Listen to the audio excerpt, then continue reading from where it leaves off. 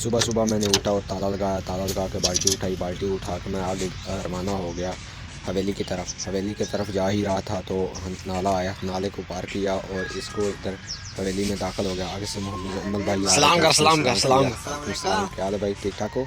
हाँ जी। तो आगे से बकरे खड़े हुए थे, पट्टे वगैरह खा रहे थे, घास वगैरह खा रहे थे। ओ प्यारे परेशान बैठा था। इधर भी चाचू की बकरी खड़ी थी, ठीक है। इधर हमारा टोका लगा दिए। हमारी बड़ी प्यारी हवेली है, बहुत ही खूबसूरत है। तो माशाल्लाह ये भाई उमर भागता भागता, यार क्या कर रहे हो, वीडियो बना रहे हो, मुझे कह रहा था, ठीक है।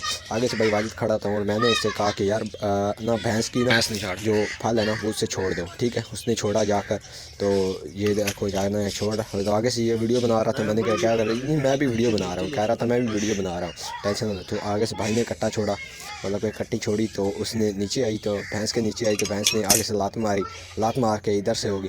तो यार बहुत अफसोस हुआ कि भैंस मिली नहीं। तो भैंस थोड़ी हमारी सी लेट मिलती है, इसलिए हम ना अफसोस करने लग गए। तो ये देखो हम रो रहे हैं अभी। चलो कोई बात नहीं बच्चा, इससे पूछ लो क्या हाल है, ठीक ठाक हो? और सुनाओ उमर क्या कर रहे हो? चल ठीक है, अल्लाह हाफिज, आपसे मिलते हैं।